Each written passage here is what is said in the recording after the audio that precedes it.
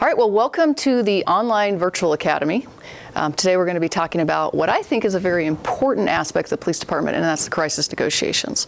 So I am the team leader. I'm Lieutenant Choliance. I have been on the negotiations team for about 5 years now, and we're going to talk all about why crisis negotiation, right? What is the important to the police department? What role do we play, and who's involved? So to get down to it, I want to go over a couple things to highlight. All right. The first thing is, what is crisis negotiations? And I think the key thing to look at is looking at what our badge, or the symbol that represents crisis negotiation, and what those components mean. So if we look at it, it is a picture of essentially a horse. Now we're going to say that that's a knight. We have to use a little imagination here. And that knight has some functions, right? There's special functions, and the point of them is to influence conflict, right? So when we think about what negotiations do, is we influence conflict, and that's one of the important aspects that we do. Now there is going to be a lightning bolt that goes through kind of both sides of this horse or knight, and that lightning bolt signifies communication, right? So we cannot negotiate unless we can communicate with that person. There is also two swords that come up, and those swords are signifying combat capabilities, okay? So lastly, we have the laurel leaves, and the laurel leaves go kind of around the outside of the knight to kind of, frame them in, and that's the symbol of peace, and this signify victory. So a lot of significance in our badge and in the symbol of negotiations, and across the country, this is the badge that negotiators have that represents what we do in our job. So we're going to take a look at what crisis negotiations is. Now, we already mentioned when we went over the symbol of negotiations, some of the key components that are important when we talk about negotiations. And that first thing is communicate with people in crises, right? It's one of those things, to be able to communicate with people in general is a skill set, but to be able to communicate with people that are in a crisis takes an additional skill set on communication. And we're talking about all kinds of different communications. We're talking domestic violence situations that may be a very stressful robbery situation, suicidal subjects, kidnapping, terrorism, barricaded, and hostage situations. So a whole plethora of situations that are intense, right? They are rapidly evolving, and they're requiring negotiators to be able to connect and to try to form, I want to say a bond, but a bond with the person that they're communicating with. So that is the law enforcement technique. Now, our objectives and goals are simple, right? And it's going to go back to our overall mission statement, which you have been introduced to up until this point, right? So the mission statement is, and our goals is to preserve life. That is the ultimate outcome of negotiations. We want to end the situation, without anybody being hurt, anybody being, injured or killed, right? But that takes us being able to develop that rapport and trust. And that doesn't happen just getting on the phone and talking to someone, and they're going to pound sand, right? It requires a skill. And so ultimately, that's something that we work on every training, just to try to become better communicators and to be able to develop that quicker than normal, right? There has been some changes, right? So as laws and stuff change across the country, changes happen with negotiations. And some of that goes into how, domestic violence laws, right? In the fact that it used to be that we shall not always arrest, right? That didn't used to be the case. A lot of officers would go and investigate a domestic violence situation, and maybe we would just say, nothing, and we'd leave, right? But now, because of those laws mandating that an arrest has to be made, obviously if there's evidence that a crime has been committed, then that forces officers to have to make contact with that suspect, and that's when we start to develop some of these situations where a negotiator may play in. We also have seen a response nationwide where officers are having to respond to suicides. Now, whether that is suicide by cop or just responding to suicidal or mental illness patients or citizens, right, is putting officers in direct line or in direct communication with people in crises. And we already know that crises kind of, takes a special skill set to communicate with. And so some of these situations are catalysts for tactical teams and negotiations to actually become involved.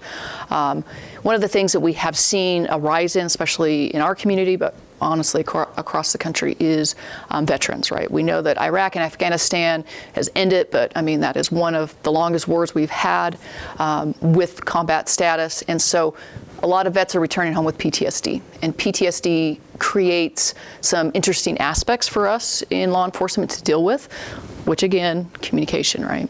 Also, we have new terrorist motives. I mean, think back prior to 9/11, we probably would never think that, you know, something would happen in our own country. But we're having more and more of these types of threats happening. And again, anytime law enforcement comes up to anyone in crises, we have the potential to have some sort of need for tactical and negotiations.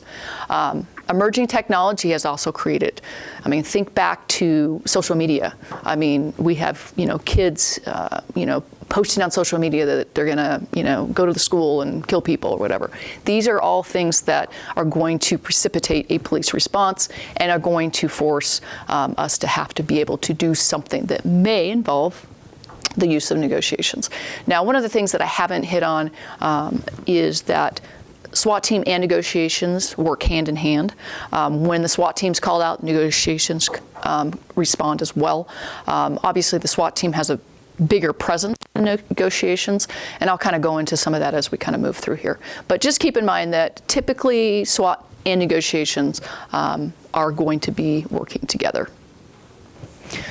Now, these are the stats just from our community, right, St. George PD, and obviously they're a little bit old, but I wanted to keep this in here just to kind of show you how we've seen an increase in responses to calls for services involving psychiatric incidences. Could be anything, but we can see that there's a general rise. Now, if I were to include the stats from present day, we will see that this number has probably almost doubled, quite honestly. It's not uncommon for officers to respond to multiple psychiatric calls in their shift, just in their particular area. It's just, you know, significant when we think about COVID and all these things that are causing you know, community members to have some sort of mental health crises. And this is going to kind of waylay on why negotiations is important. Now, I hit on earlier about PTSD and the prevalence within our community with, you know, returning vets and stuff like that. But veterans aren't the only ones that have PTSD, right? Anyone can have PTSD. We just see that, you know, the prevalency in veterans is higher. And as we can see on this slide, we actually talk about, you know, it highlights how 300,000 veterans, you know, have been diagnosed with PTSD from those returning from, you know, Afghanistan and Iraq. But, you know, like I said, it's a different dynamic, not saying that, you know, veterans are the only ones that can get this, but PTSD is probably more prevalent in our veterans. But also law enforcement can get PTSD as well. A lot of trauma victims. So I'm going to take you back to how negotiations started with St. George PD.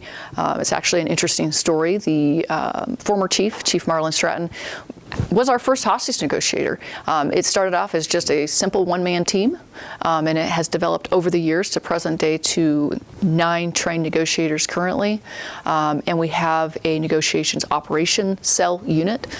So if we have a major incident, we would pull out our incident command center. That's what the NOC is, and that incident command center would be where our negotiators are housed so that they can do their work. And, you know, not be interrupted, because one of the worst things is trying to talk to someone and negotiate at the same time. It's not happening. Here's just a breakdown of our team. As I said, I am the team leader. I recently just took over. I was the assistant team leader for most of my time. Sergeant Adam Olmstead is the team leader, and then I've got, for team members, Officer Todd Pitcher, Lona Trombley, Benton Lovell, Cody Layton, Rudy Gracia, Leiden Allred, and Chad Lee. So these are all trained negotiators within the department. And, you know, just like SWAT members, we can be called out at any time. And a lot of times, you know, you're negotiating as you're working on a shift. It may not be a specific call out. Maybe you just happen to be called to a psychiatric, right? And you're having to negotiate with a suicidal subject. It happens all the time. It's just to say that, and to show you that these happen all the time. You know, negotiations, you know, we negotiate every day. We just don't probably put a negotiation label on it, right? Now, each of the negotiators is the primary mouthpiece. We have one person that is going to negotiate with the subject. Nobody else, right? We want to just have a single point of contact.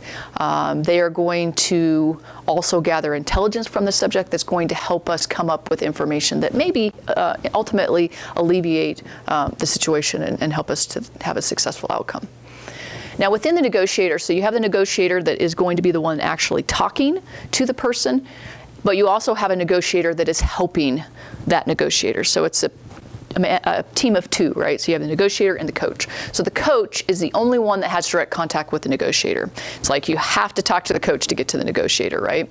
And the whole role and function of the coach is to provide backup, to pass information that's maybe coming from some of the other negotiators that are in various other roles, and to make suggestions, right?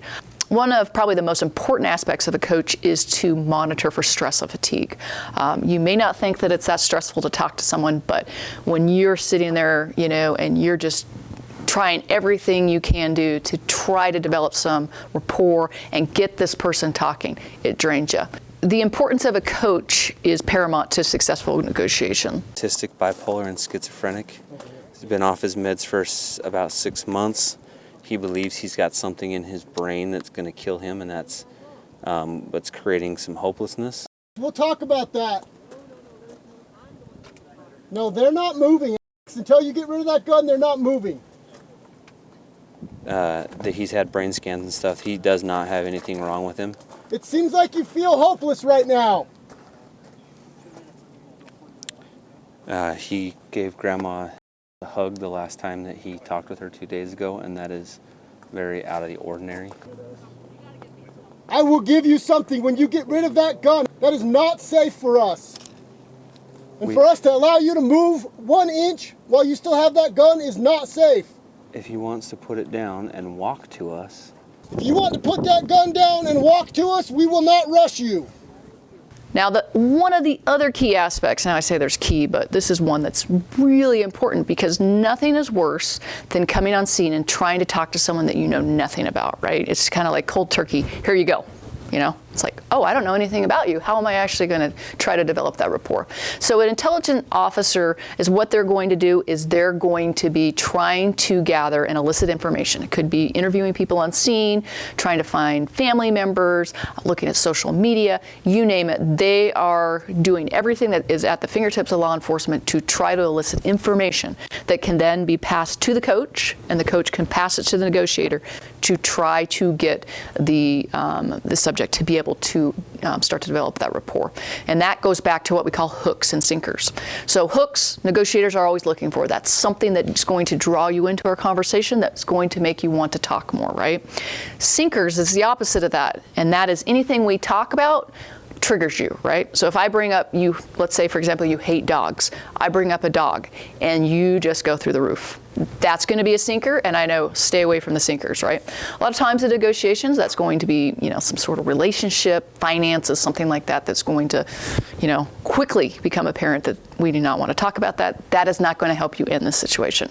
And so essentially, we're going to take all that information because we're looking for hooks.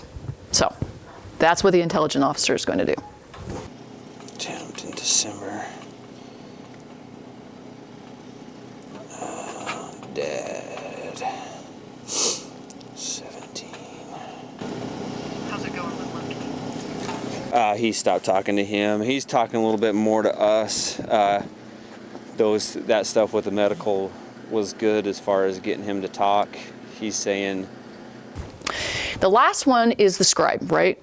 In law enforcement, we have to record everything, right? We have to document what we're finding intelligence-wise, what sort of conversations we're having, whether that be just audio. A lot of times these negotiations are just over the cell phone nowadays, could be text. All that documentation has to be recorded, placed in a report. So that scribe is the one that is tasked with essentially gathering all that information and making sure it's in a single place to be utilized and put into a report later. As I mentioned, we do follow the nationwide standard for that, but we also have a protocol within our department, right?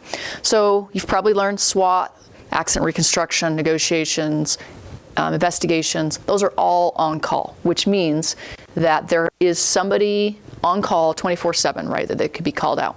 Now, typically, when they get a call out, the whole team will receive that call out, and then whomever is actually on call for that particular week, we do it by week, would respond, and they would assess the situation to determine if additional resources were needed. Because a lot of these call outs that we have, a negotiation may just take one negotiator. We don't bring out the full team and have the coach and the scribe and the team leader and the knock unless it becomes a long drawn out, let's say a bank robbery or something, where we actually know that this negotiation is going to take a long time. But we could do a variety of things. So one of the cool things that negotiation has done is we're actually all trained with Project Lifesaver. Project Lifesaver, if you don't know, is what the St. George Police Department, actually community-wide law enforcement agencies have gone ahead and it's a little tracking device, it's a little radio device that people that are prone to wander or run away, autistic kids, people with Alzheimer's would have this device on. So we may be called out for those to help find them. We've been called out actually numerous times and been an integral part of finding these people. Barricaded subjects, we know we can get those too. Suicidal hostage, high-risk search warrants. A lot of times, anytime we have search warrants going on that the SWAT team is going to be involved with, we'll do what we call a hold and call, right? So what that is we will call out as a negotiator, for the residents of a particular home to come out while the SWAT team secures it, and make sure that's just a way that we're not, as the tactical team, going in and trying to force an encounter. We're giving the citizens an opportunity to comply with our request, essentially. And then lastly, anytime SWAT is called out, negotiations is also called out and is part of that planning, just because, again, we work together integrally in all of these responses. One of the primary things that we continue to harp on, and hopefully you've gotten the message, it's all about communication, right? It's all about trying to elicit and engage in a conversation with that person. So one of the techniques that we do is active listening. There's a moniker up there called More Pies. You remember it or don't remember it, right? But essentially this is what we're going to do, right? We're going to minimally encourage, ask open-ended questions to facilitate a response. We're going to utilize reflecting and mirroring. If you never heard of that, it's like when I talk to you and I fold my arms, right? Or I cross my knees. If you start to watch people, you'll see that they may mirror what you're doing or reflecting. And that's kind of helping you know that you are developing a rapport. Effective pauses, we say this time and time again, but silence is golden. But it's the hardest thing for people to have that silence. Even as investigators, when you're talking to people, allowing there just to be quiet sometimes is the most effective, but yet the hardest to be able to start to get people to talk. Paraphrasing, that is just a way for us to confirm with whomever we're talking about that we understand what they're saying, right? We also like to use a lot of I messages. In that way, we personalize it with, I heard this, you know what I mean? And then that way we can start to, it's us and not them, right? Because we don't want to put and attach anything to them, because that may be a sinker, right? That may be something that's triggering them. But if we put how I'm feeling, or, hey, can we step away from the edge? I'm a little fearful of heights or whatever. It's all pushed back on the negotiator, not on the person you're negotiating with. Emotional labeling, that's just, hey, actually calling something what it is, right? Fear or scared or whatever. We're actually not afraid to do that. And then lastly, summarizing. That's just summarizing everything that we've heard in our own words so that they can understand that we know that we hear what they're saying. So again, it's more pies, active listening, key component of communicating for negotiators. Now, when I kind of went over very early on in the slides, we talked about giving their time and delay, right, for SWAT and the tactical teams to set up and be positioned. And that's one of the tactics and techniques that we use. It's prolonging the situation. It's creating that time for the tactical team and any sort of interventions to be able to be set up and in place so that things, if they go south, we're ready, okay? Also, we say sober up, right? Because a lot of these negotiations involve people that are intoxicated or on drugs, and just allowing time to go can actually help us with that negotiation to be able to end, because they're gonna, well, sober up, right? And then we want to keep things calm, right? Whenever you're dealing with someone in crisis, it's very, very volatile. They're gonna have their adrenaline all the way up, generally very angry, a lot of fear, and you can just see, because you cannot actually get across anything to them. Trying to communicate someone that is hyped up on adrenaline, you're not going to get very far. So again, we just want to keep things calm, right? And the question is as well, who determines, you know, whether it's calm? And it's like, well, technically the subject is going to be, you know, fearful or angry or, you know, whatever, but it's the negotiator that calms it down and can actually start to bring down the subject. We call it de-escalation, right? It's one of the techniques that we use. Building a relationship of trust and rapport, that goes all back to, you know, those hooks and sinkers. We want to be empathetic because, you know, one of the things that we've found, and has been found across the country, obviously, if you can empathize with someone, right? Not sympathize, but empathize with them, it actually helps to build that rapport and trust. Lastly, we cannot forget about the safety of negotiators and of hostages, just simply because we can't, if we sacrifice our own self, right, then we can't help the hostage or help end whatever the situation is with the subject. But we want to make sure that we always have medical treatment there, food and water, and then if the hostages are released, let's say it's a barricaded subject or a barricaded situation, then we can provide that care and to the hostages, as well as if the subject, you know, successful end, we want to make sure that they have that as well. Now, I want to kind of just shift topics for just a minute to maybe make it more real for you. And what would you do if you're a hostage? You know, everybody thinks, well, it's never going to happen to me, but what if it does? Are you prepared, right? So I just wanted to highlight a little bit just because, you know, we deal with it on occasion. I mean, it happens actually more often than you think. And so some tips and things to talk about. But first of all, don't be a hero, right? Follow the directions, follow whatever they're telling you to do. The first 45 minutes of any sort of hostage situation are always the most dangerous. So keep a low profile. Don't speak unless you're spoken to. You know, take a nap, right? It may sound kind of crazy, but, you know, sometimes easiest thing is just do what they say. Try to be as non-confrontational, whatever they want, don't do it, right? Don't be argumentative. Don't try to escape. You know, I guess if you could escape, it depends on the situation, right? If you have an opportunity to escape in that exact moment and you think that you can do so safely, then, you know, you're going to have to use your best judgment. But remember, first 45 minutes is the most dangerous.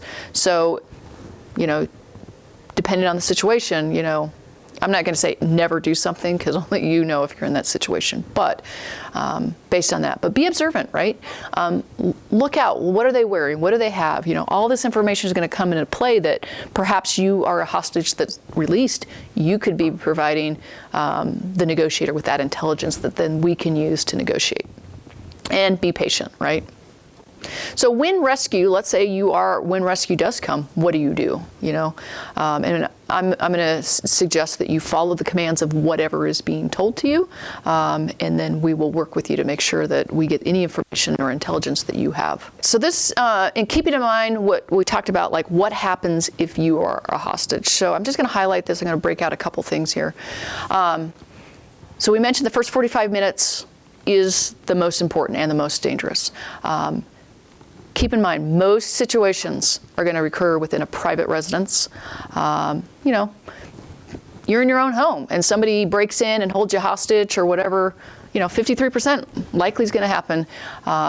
It's usually going to be between 2 to 4 hours long. That's 35%. So about a third of the time you're looking at up to 4 hours that you're in this situation. 39% of these homes or communication that negotiation is actually working on is utilizing existing phones. I will tell you now with cell phones, I would say that that's probably a little bit higher. Nobody has landlines anymore, it's cell phones. But if worse comes to worse, we have a throw phone that we can throw in there. You know, I don't want to say we use it often, but it is something as a backup if by chance someone doesn't have a cell phone. Lastly, we may use a bullhorn. All negotiators are equipped with a bullhorn, which seems like kind of a weird piece of equipment, but a very vital piece of equipment for negotiators. And worst case scenario, we may have a face-to-face. That would occur, let's say that SWAT is able to breach a door or a window, and we are able to get close enough utilizing a shield or some other sort of method to provide some sort of cover for us, and we are able to negotiate that way. A really cool negotiation that we've had and that we started to utilize a lot more is drones or a robot. Those have actually been awesome just to provide us with eyes on as well as an audio way to negotiate with somebody that maybe doesn't want to come out of a residence. So kind of cool with technology how it's allowed us to develop new ways of communicating with people. Now, if we think about negotiations in general, the vast majority of them do not involve a hostage. So I don't want you to get you freaked out that, you know, I could be one of the 50% that's, you know, hostage in my own home, right? But that's not the case. Only about 4% would, you know, if any sort of call out or any sort of incident involving a negotiator would be a hostage. The vast majority of them are not. And if we look at those, that's because we're dealing like, you know, suicide by cops, suicidal subjects, things like that. And if we kind of look at the dynamics, and this is kind of what I find interesting, 96% of the non-hostage situations, you're going to have the subject that is mostly male, right? Mostly male, mostly married. We can see the breakdown there, white. So white married males between the ages of 35 to 40. Alcohol use, I mentioned that again, is pretty key, right? And there's going to be some sort of criminal history, right? Now that's not always, right? I mean, obviously there can still be 9% that are female. It does happen. We see that a lot with suicidal type cases. But the victim, on the other hand, is predominantly female, predominantly going to be younger, generally under the age of 18. And victim is going to be positively influenced by the subject. Now, what does that mean? You know what I mean? Could be a majority of things or a variety of things. It may be, you know, kids, relationships, some sort of family dynamics. But anyway, just to show you that, just the difference between the subject and the victims when we're talking about when negotiations is involved. Successful resolution, 56% of negotiations involve a surrender, which is awesome. 20% we're going to have that tactical team intervention. That's where I pointed out the key point of having SWAT and negotiations working together. That 12% is that combination. Always SWAT negotiations together.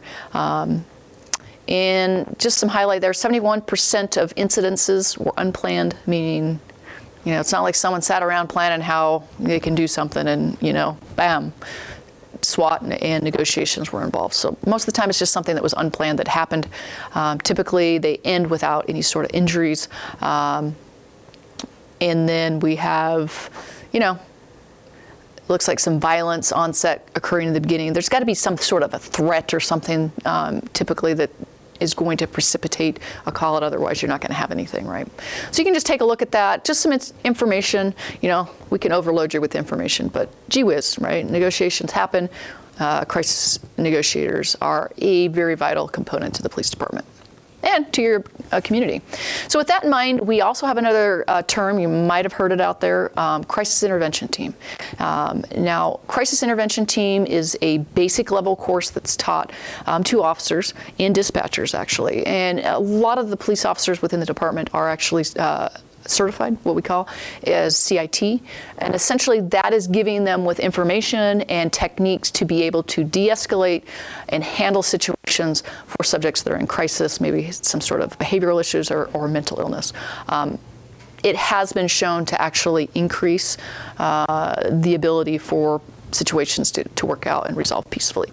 So a great tool that's in our toolbook, and I highly recommend any officer to go through CIT just because it gives you some additional knowledge that average officers aren't going to have just, working with the community. All right, in conclusion, thank you for taking the time to participate in the Citizens Academy. It's always a pleasure to talk to you about what we have going on in our community and what we have in the St. George Police Department.